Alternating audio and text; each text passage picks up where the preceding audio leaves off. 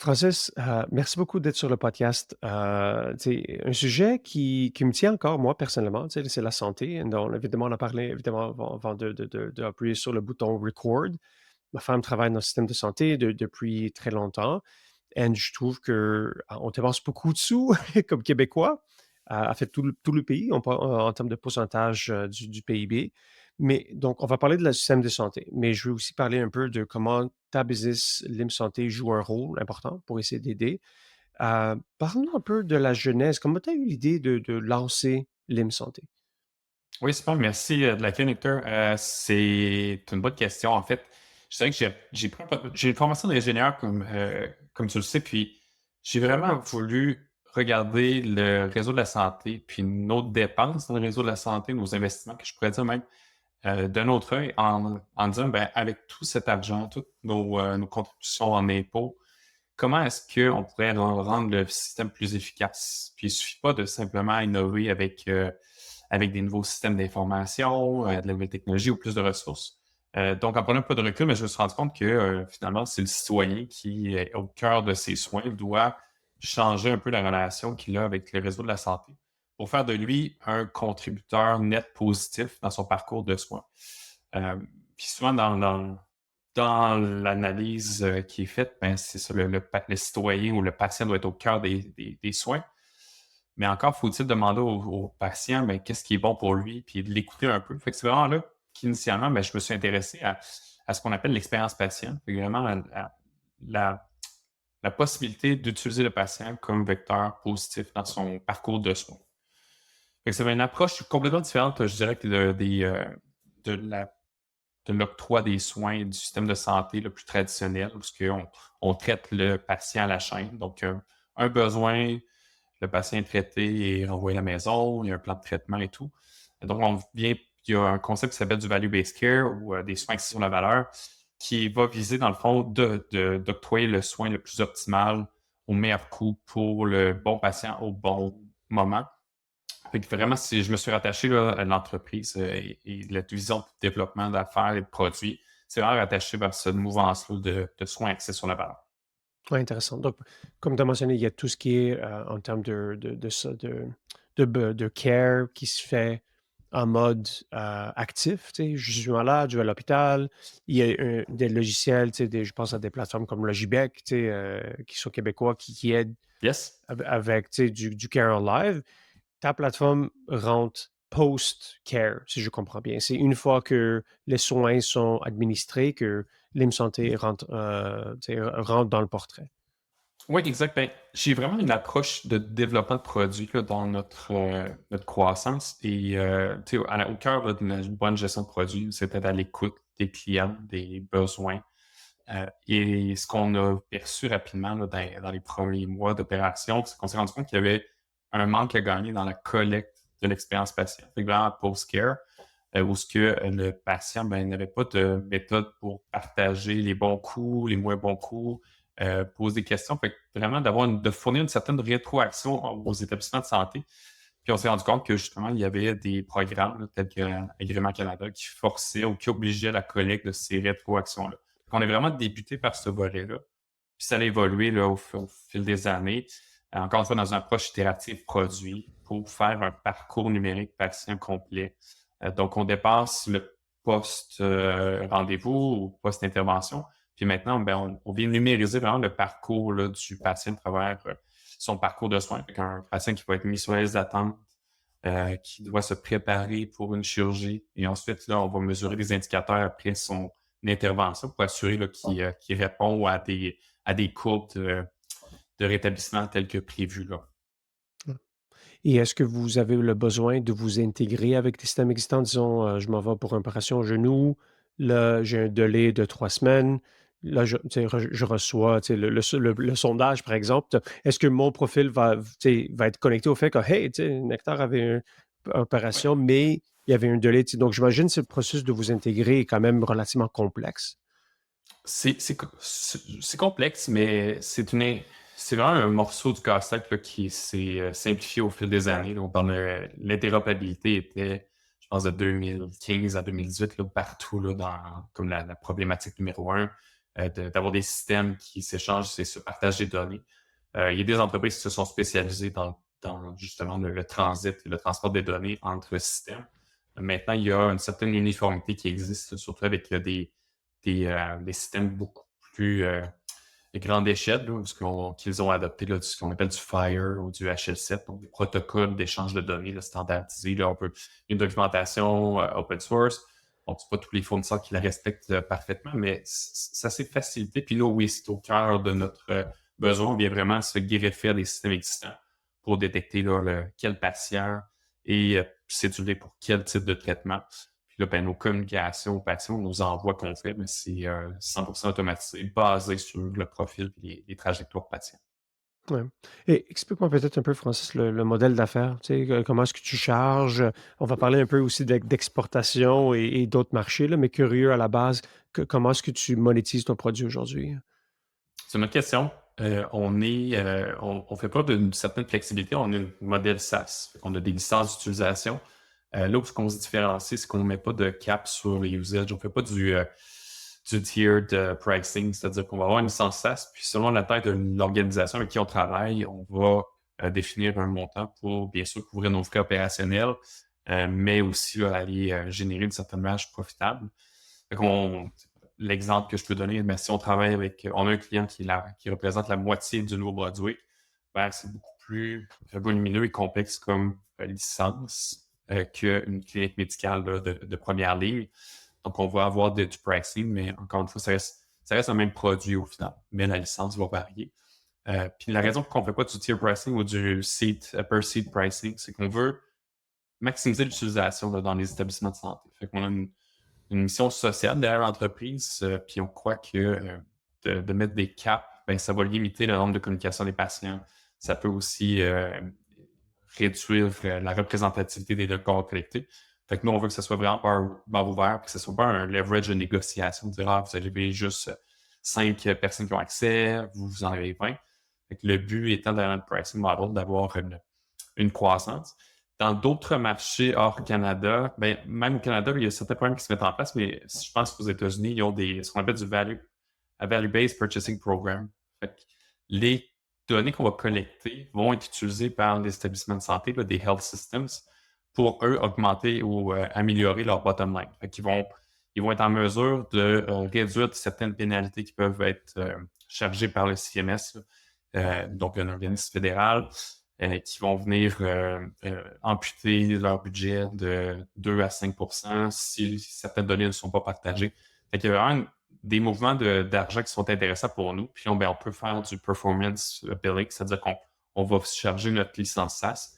Puis selon les résultats ou la volumétrie qu'on est capable d'aller chercher le patient, on va avoir un partage de l'argent, bref, qui vont sauver là, dans l'utilisation de notre produit.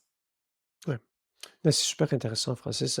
Comment est-ce que tu réfléchis à la valeur que tu crées? Tu sais, parce que je pense que tu as quand même 2 grands parties prenantes. Comme tu as l'usager, tu sais, le patient, mais tu as aussi le côté médical, tu sais, qui utilise votre produit, tu sais. Donc, comment est-ce que tu vois la valeur perçue pour le patient et de l'autre côté, la valeur pour, tu sais, la clinique ou l'hôpital qui implante, votre système? Oui, bonne question. Pour le patient, c'est sûr qu'on a un effet direct, là. Souvent, tu sais, on passe d'un milieu de j'allais dire technologie, mais c'est pas vraiment ça, plus de processus très manuels qui sont papier, téléphonique pour guider le patient. Puis, entre ces communications-là qui sont quasi inexistantes, ben, le patient il va un peu laisser à lui-même. On a un projet en ce moment qu'on a un établissement qui est le CHU Québec, Université Laval, qu'on a accompagné, puis leur projet s'appelait M'avez-vous oublié? Parce que du moment que le patient était inscrit sur la liste d'attente, ben, le patient ne savait même pas qu'il était inscrit sur la liste d'attente. Puis ça peut prendre quelques années, plusieurs mois, sinon quelques années avant qu'on communique avec lui pour lui offrir des traitements. Fait que le projet s'appelait M'avez-vous oublié parce qu'il n'y avait aucune communication qui était prévue jusqu'au moment de l'intervention médicale. Et ce que ça fait, ben, c'est que les patients sont inquiets, sont stressés, ils veulent être sûrs qu'ils sont pris en charge, ils appellent à des numéros, il y a un programme qui s'appelle le CRDS pour les références, mais bref, les patients vont surcharger les lignes téléphoniques en guise de réponse. C'est pour savoir s'ils ont été pris en charge. Donc, nous, mais ce qu'on fait, c'est qu'on est en mesure à l'inscription. Donc, dans un logiciel, c'est inscrit que le patient est sur la liste d'attente. On va être en mesure de prendre en charge les communications pour informer le patient qui a été ajouté sur les attentes et de façon ponctuelle, une fois par 2-3 mois, on va envoyer un questionnaire pour évaluer là, les conditions. Et que le patient va avoir une certaine forme d'interaction avec le système de santé. On n'est pas encore au moment où on va donner une prévisibilité sur le moment d'intervention, mais on garde une certaine forme de communication. Puis, on partage aussi des coordonnées où ce que les patients peuvent appeler pour savoir qu'ils ont des pris en charge. Donc, pour eux, en fait, c'est vraiment le patient vient bâtir une certaine relation avec son équipe de soins et arrive un peu plus informé aussi là, par certaines communications qu'on a lors du premier rendez-vous. Du côté des équipes de soins, bien, ils collectent des informations. Donc, le patient qui va être sur la liste d'attente, il va être en mesure de mesurer, comme je le disais, à une fréquence de 3 mois, certains indicateurs pour évaluer est-ce que la condition de mon patient sur la liste d'attente se dégrade et si oui, peut-être réviser la priorité de chirurgie, par exemple, du patient. Donc, on arrive à un système beaucoup plus interactif ou apprenant, c'est asynchrone, mais il y a certains indicateurs. Puis quand le patient se présente ensuite devant au bureau du médecin, il y a un historique d'indicateurs de qualité de vie qui vont avoir été pris. Et on débute déjà dans la discussion. C'est beaucoup plus efficace parce qu'il y a une historique, on est capable d'avoir certaines mesures et d'emboîter le pas. Fait une consultation qui prendrait peut-être plusieurs minutes, voire une demi-heure, peut être réduite peut-être à quelques minutes seulement. Fait qu'on est de part et d'autre, dans le fond, on fait cette communication-là asynchrone. Puis je pense que on voit que tous les parties en gagnent, autant en efficacité, en repriorisation des patients. Puis c'est ça le nerf de la guerre, en fait, c'est d'offrir le bon traitement aux patients qui en ont vraiment besoin. On a des cas, puis là, on a plein d'exemples de patients qui, le moment venu, 2 ans plus tard après une chirurgie, ben, décident de finalement ne pas procéder à la chirurgie. Fait que c'est des rendez-vous inutiles qui auraient pu être captés plus tôt. Et le temps de clinique aurait pu être octroyé à quelqu'un. Ouais. Mais peut-être, donne-nous un exemple, tu sais, t'as-tu un exemple qui a marqué ton imaginaire, que tu dis: «Wow», tu sais, en termes d'impact positif que vous avez fait? Oui, j'en ai un qui est assez banal, là, mais qu'on nous a partagé, en fait. Puis c'est dans la collecte de questionnaires d'expérience patient en obstétrique. Donc, pour les nouvelles mamans qui répondent suivant un accouchement à un questionnaire, c'est un des secteurs où on a beaucoup de volumétrie, où il y a des très bons taux de réponse. Et encore une fois, je fais attention parce que c'est pas mes données, c'est une histoire qui nous est contée, c'est des données des établissements.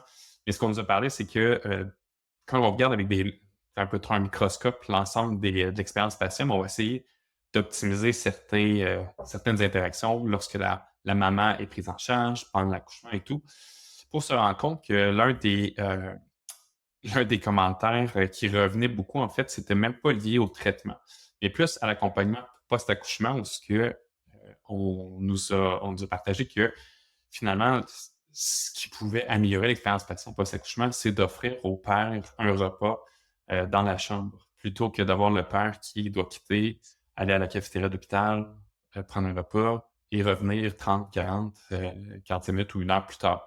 Euh, donc, c'est des petits changements-là qu'on ne voit pas quand on regarde de façon trop isolée.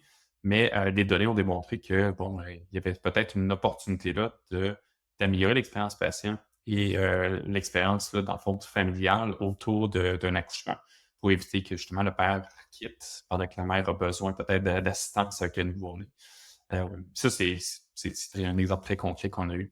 Mais il y en a plein d'autres comme ça, parce que le fait que nous, on vient collecter massivement la donnée, qu'on la synthétise et on met en lumière des opportunités d'amélioration, ben ça peut être appliqué par les équipes de soins là, rapidement. Ouais. Non, c'est fascinant, tu sais, je pense que c'est intéressant de te parler des startups qui essaient de faire un vrai impact, tu sais, dans le monde tu sais, avec ce que vous faites, là. Donc je lève mon chapeau à ce que vous faites. Peut-être parler un peu business dans le sens, tu sais, vous avez levé l'argent, vous avez, tu sais, je pense un marché adressable qui est mondial.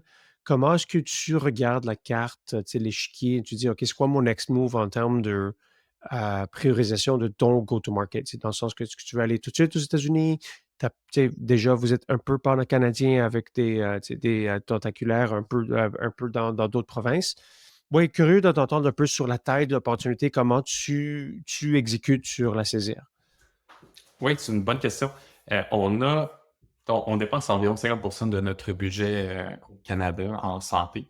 Fait qu'il y a définitivement des opportunités juste dans le marché local pour optimiser nos ressources et d'investir, et puis, comme je disais, de déployer notre plateforme puis d'impliquer davantage de citoyens dans son parcours de soins. Pour nous, c'est une évidence.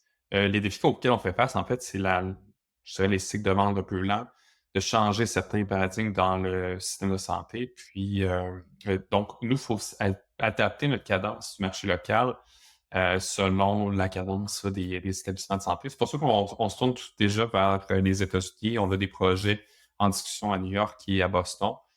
Et en parallèle, on fait aussi certaines démarches en Belgique. On est assez cartésien dans notre analyse. On regarde est-ce qu'il y a une motivation de transition vers les soins axés sur la valeur des États ou des health systems avec qui on pourrait travailler.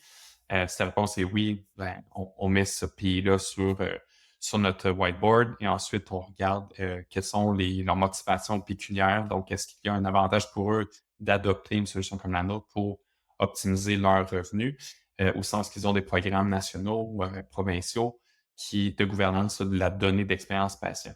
Donc, on vient vraiment cibler ça. Puis, on est activement à la recherche de nouvelles opportunités à l'international. Court terme, c'est vraiment Belgique et Boston, New York. À plus grande échelle, on risque de répéter certains succès en Europe pour aller vers la France, les pays nordiques et le Luxembourg. C'est vrai, le Luxembourg avec qui on a eu des entretiens déjà. Mais on reste une équipe de 20 personnes. On est très focusé. On ne veut pas s'éparpiller trop à travers plusieurs juridictions. Mais l'échiquier, c'est vraiment, on continue d'innover, de s'insérer dans l'écosystème des locaux de chacun des villes ou des pays où on travaille. Puis ensuite, on vise une croissance organique. Mais tu me parles, Francis, d'une opportunité qui est mondiale. Évidemment, tu as levé de l'argent, capital de risque. Donc, je ressens, je ne peux pas dire une tension, mais de l'autre côté, tu as une forme de gestion qui n'est pas nécessairement tu sais, comment dire, je veux dire en anglais, là, grow at all costs. Tu as aussi une optique qui veut une gestion plus saine. Tu sais, vous êtes certifié B Corp. C'est aussi ta première business que tu fonds, à ma connaissance. Donc, qu'est-ce qui t'a fait penser un peu de cette notion de mettre un peu la valeur à l'employé, qui peut-être, je ne sais pas si ça va à l'encontre de ce que tu fais en termes d'action, pas du tout, en fait, mais va à l'encontre du mode classique de, tu sais, go big, tu sais, go fast, et travailler comme 100 heures semaine, etc. Mais, donc, oui, j'aimerais t'entendre un peu sur l'aspect culture un peu de l'IM. C'est une bonne question, ouais, le move fast, break things, puis le codage.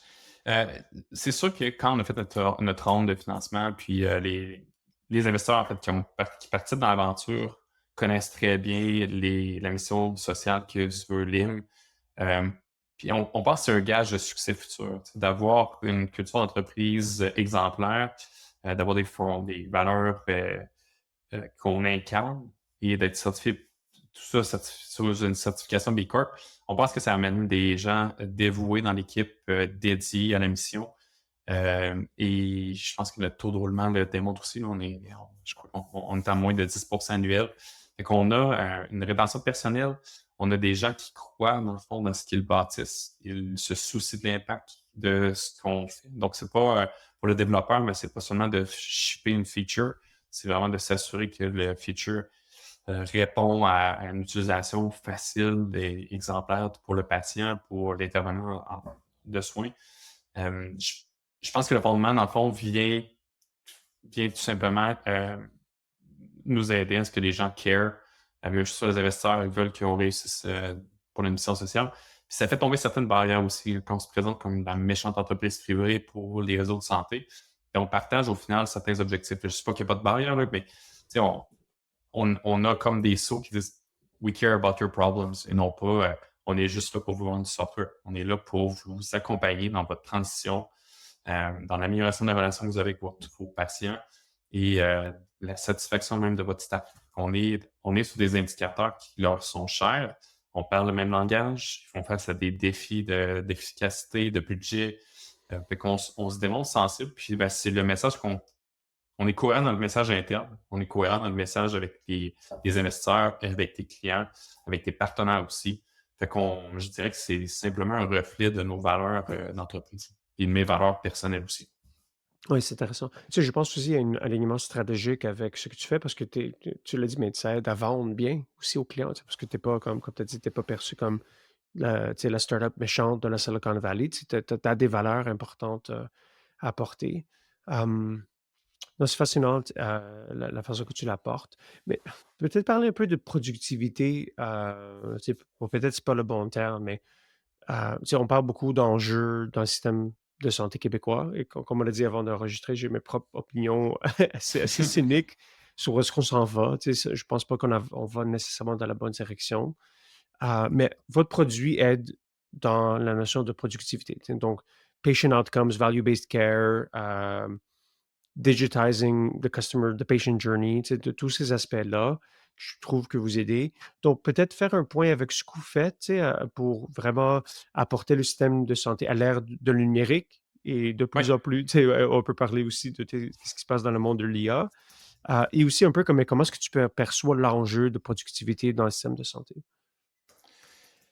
La productivité, tu sais, on pourrait toujours faire usage de plus de ressources, plus de monde, plus d'hôpitaux, puis tout le monde aurait besoin d'une équipe d'infirmiers autour de lui pour le guider moindrement qu'il y ait un petit, besoin, un petit bobo. Mais est-ce que Mais c'est je dirais vraiment ça? que Sorry, Francis, je te coupe, là, mais tu sais, on dépense 55 milliards au Québec. Tu sais, like, c'est pas l'argent le problème, right? C'est dans le sens que tu fais le calcul, tu sais, oh, il y a assez d'argent. Tu sais, c'est comment on le dépense. On trouve que c'est comme un black hole d'argent. Tu sais. Donc, est-ce que c'est vraiment la question sure. de ressources? Ben, en fait, j'ai la solution parfaite, c'est-à-dire on n'a pas besoin de dépenser 55 milliards, on n'a pas besoin d'un réseau de la santé au Québec ni au Canada, si les gens ne sont pas malades. Fait que si on s'attaque au vrai problème, c'est se questionner pourquoi sommes-nous malades? Puis je vais exclure certaines maladies chroniques, les maladies chroniques, et autres qui sont hors du contrôle individuel. Mais je pense qu'il faut changer peut-être notre perception et la relation avec le système de santé en dire, ben, je paye des impôts, donc j'ai le droit à des services. Puis de devenir plus un partenaire de son propre parcours de soins. Euh, on n'apprend rien à personne en disant, ben, si on améliore certaines habitudes de vie, ben, probablement qu'on va être moins malade à un certain âge. Puis ça, je crois que ça manque encore dans l'éducation populationnelle. Comment que moi, comme individu, c'est quoi le ABC d'une saine alimentation, d'une vie équilibrée, de, d'être actif, de faire des déplacements actifs. Puis on n'est pas encore là, je sens, dans notre société, de dire, ben, j'ai une certaine responsabilité citoyenne envers peut-être le réseau de la santé. Puis, bon, c'est peut-être un peu paternaliste ou de dire ça, j'y crois fondamentalement où ce que chacun ne doit pas simplement contribuer au système de santé par ses dollars, mais aussi par ses habitudes de vie, peut-être par certains changements, peut-être de récupérer et de prendre la médication qui lui est prescrite. Il y a plein de il y a peut-être il y a plein d'opportunités manquées que le patient ou le soignant soit engagé dans son parcours de soins. Puis c'est là, je pense qu'on va chercher de la vraie efficacité. Tu sais, si un patient arrive déjà de bonne humeur, il sait pourquoi il vient à l'hôpital, il est préparé mentalement à ce que ça va être prendre 2 heures d'attente parce qu'il y a 2 tests à faire, puis qu'il y a des communications qui lui ont été envoyées de façon automatique pour le préparer dans ce parcours-là de la journée. Ben, peut-être que ça va enlever un certain poids, une charge de travail au staff infirmier ou à la réception, à gérer des patients fâchés dans une salle d'attente parce qu'ils n'ont pas été préparés mentalement à ce que allait être leur visite médicale aujourd'hui. Fait qu'il y a, je dirais, mille et une opportunités d'être plus efficace dans l'accompagnement des patients. Puis ensuite, dans l'éducation populationnelle. Ben, d'expliquer, ben, c'est quoi ça veut dire de prendre des médications, pourquoi prendre des médications à 100% sur respecter la posologie. Il y a beaucoup de gens qui, j'ai pas les chiffres, là, mais tu sais, je serais pas surpris si c'était plus de 50% de patients qui sont prescrits un médicament qui ne la récupèrent pas en pharmacie. Puis ensuite, quel est le pourcentage de gens qui ne complètent pas ou ne respectent pas la posologie du médicament qu'ils ont récupéré? Fait qu'il y a plein de coûts indirects à un poor patient experience et poor patient engagement. qui viennent rajouter une charge parce que le patient, finalement, il va reconsulter pour le même problème qui a été traité une fois, 2 fois. Puis c'est là qu'on perd en efficacité puis qu'on vient surcharger le réseau de santé. Ouais. On aurait besoin un peu, si on pense à nos voisins du sud, un Make Québec healthy again, tu sais, comme c'est comme notre ami, monsieur Robert Kennedy essaie de faire, là. Je le dis évidemment en blague, là. Mmh, Ouais. mais une chose que, tu sais, tu sais, vous avez un marché mondial. Comment tu le vois, tu sais, nos méchants voisins du sud, tu sais, en termes de leur système de santé versus le nôtre? Est-ce qu'on a besoin là, on fait clairement un move pour être plus vers le privé au Québec. Tu sais, avec, ça fait quand même plusieurs années où est-ce qu'on a un système de santé à 2 vitesses. Le système américain est évidemment complètement différent. Comment tu le vois? Tu sais, comment tu nous compares? Y a-tu de bonnes leçons ou mauvaises leçons à tirer? Je suis définitivement pas un expert du marché américain, mais tu sais, ce qu'on peut voir, microscopiquement, c'est que le coût, en santé est pratiquement le double, aux États-Unis. Fait que c'est pas vrai que en fait, on a des choix de société ici. Ici, on décide d'octroyer des soins à toute la population, peu importe leur, sans discrimination, je le dirais comme ça.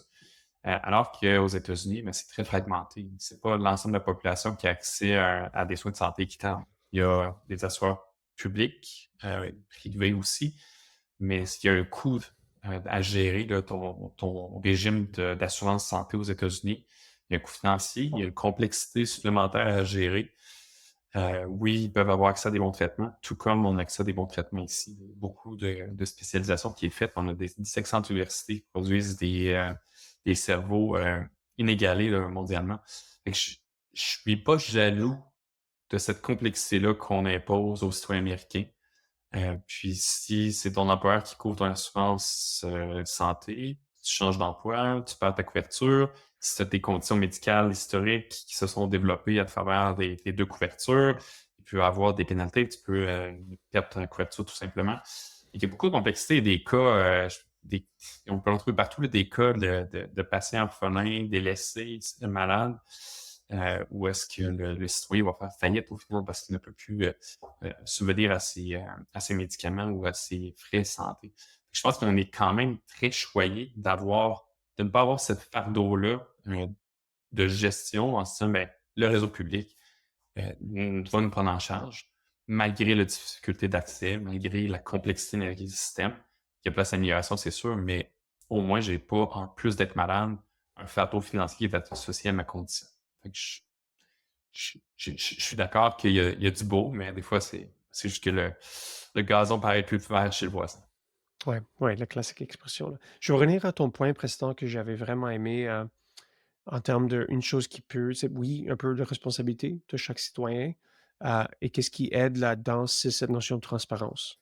Et j'y crois beaucoup à ce point-là. Évidemment, je souhaite de voir de plus de produits là-dessus de votre part, là, parce que tu sais, c'est vraiment un black box, tu sais, et pas juste en santé, je pense à travers tous les services publics qu'on voit, il y a cette manque de transparence. C'est pourquoi est-ce qu'on refait la rue devant chez nous à chaque 2 ans, tu sais?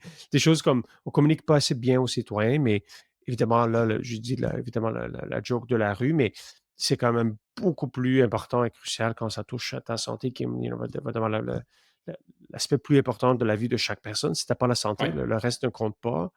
Et je pense que cette partie-là, en tout cas, j'espère que vous êtes capable de développer plus de transparence. Tu sais, je pense que ça va aider énormément, là. On est des bons lobbyistes de ce dont tu parles, puis tu sais, de lobbyistes directs, là. C'est-à-dire qu'on les données qui nous sont personnellement les plus sensibles et chères, mais c'est notre profil santé. C'est ce qui nous définit notre ADN et nos conditions de santé. En ce moment, comme citoyen, je n'ai pas accès à quelconque information ou très peu d'informations, je devrais dire, sur mon historique médical. C'est possible, on a le droit comme citoyen de demander à avoir une copie de dossier médical de la clinique ABC de l'hôpital, mais j'ai pas accès à ça sur mon téléphone cellulaire dans une application qui me permet en 2 clics, ben, de faire un suivi en continu. Puis, je pense que c'est là où ce qu'il y aura peut-être un paradigme qui va changer, c'est-à-dire que plutôt que d'exister dans une base de données externe, ben, peut-être c'est moi qui devrais être la base de données puis d'avoir accès, d'avoir géré mon profil médical et de choisir avec quel intervenant je partage mon historique et à quel niveau de confidentialité ou quel niveau d'accès je leur donne. Ouais. Ouais, intéressant. C'est comme tu as dit, mais on tu sais, on a accès à tous les, systèmes financiers super sécures sur notre téléphone, tu sais, avec du two-factor et cetera, mais pourquoi je pourrais pas avoir, l'application Santé Québec sur mon téléphone, tu sais, qui fonctionne de la même sorte? Tu sais, ça devrait exister, là. Parler un peu de tes ambitions à l'international. Tu sais, je sais que vous venez faire partie aussi de Québec Tech. Donc, comment est-ce que tu vois un peu ton partie de cette première cohorte, la valeur? Pourquoi tu as décidé de le faire? Là, tu sais, tellement tu es une personne occupée, tu as plein de choix, tu as des ressources de temps et d'argent à prendre. Donc, pourquoi dédier des ressources à cette initiative-là? Oui, Québec, c'est une super belle initiative, puis j'aborde vraiment dans le même sens que Richard qui présente Québec Tech comme les entreprises québécoises qui vont aux Olympiques de l'entrepreneuriat. Puis quand la première fois que j'ai entendu dire, j'ai fait: «Ah cool, ça aurait été ma façon d'aller, d'avoir un parcours, d'athlète, là». Mais, cela étant dit, dans le fond, Québec Tech ont un réseau d'affaires incroyable dans chacune des verticales qu'on peut imaginer ou toutes les industries, qu'on peut imaginer. Donc nous, ben, on se rend vraiment vulnérable en disant, ben, on a besoin de soutien en commercialisation pour le marché américain. Et soudainement, Québec Tech fait appel à son réseau d'experts et on a le profil de 3 ou 4 personnes qui nous est suggéré. On rencontre ces gens-là, puis on sélectionne ceux avec qui on veut travailler. Québec Tech est allé chercher une enveloppe financière aussi pour appuyer ces initiatives-là. Fait qu'on vient vraiment bâtir autour de nous un SWAT team. Puis cette équipe-là, ben, nous guide ou nous accompagne dans nos décisions pour réussir à l'international. Puis au final, ben, pourquoi on veut aller à l'international? C'est que c'est des capitaux qu'on va chercher, qu'on ramène dans notre économie du Québec, plutôt que rester local au Québec, parce que ben, 1 dollar que mon voisin me donne, ben, c'est 1 dollar qui reste, qui vient du Québec, qui reste au Québec. Fait que c'est plus d'économie circulaire. Là, ce qu'on veut, ben, c'est augmenter notre PIB. On va aller chercher justement des argents européens et américains qui vont venir après ça être investis dans la société québécoise. Ouais, bien dit. Je pense que c'est bien dit. Oui, il faut exporter, tous nos talents. Tu sais, je pense que c'est une bonne façon d'augmenter, dont la productivité. Peut-être dernière question ou 2 pour toi, Francis. C'est super fascinant ce que vous êtes en train de faire, mais tu es un ingénieur, tu sais, j'imagine que tu penses beaucoup à la question, tu sais, des nouvelles technologies. Tu sais, surtout de l'EV aujourd'hui, on parle des nouvelles, tu sais, progrès dans le monde de l'IA. Donc juste cette semaine, tu sais, on a vu la Chine tu sais, avec leur nouveau modèle. Curieux de voir dans ton roadmap produit comment tu intègres tu sais, les nouvelles technologies. On peut parler de LLM, mais on peut parler de n'importe quoi, tu sais, comme tech. Curieux, qu'est-ce qui est sur le roadmap qui t'excite aujourd'hui, là? Ce qui nous stimule beaucoup, c'est sûr que l'IA reste au cœur là, de nos priorités, puis comment on se questionne beaucoup à comment est-ce qu'on peut penser autrement et comment on peut leverager l'IA dans le fond, dans à des nouvelles façons. Tu sais, c'est pas ça des fois de dire, OK, ben, je vais appliquer le modèle, puis je connais mon intrant, j'applique un modèle, je connais mon extrant.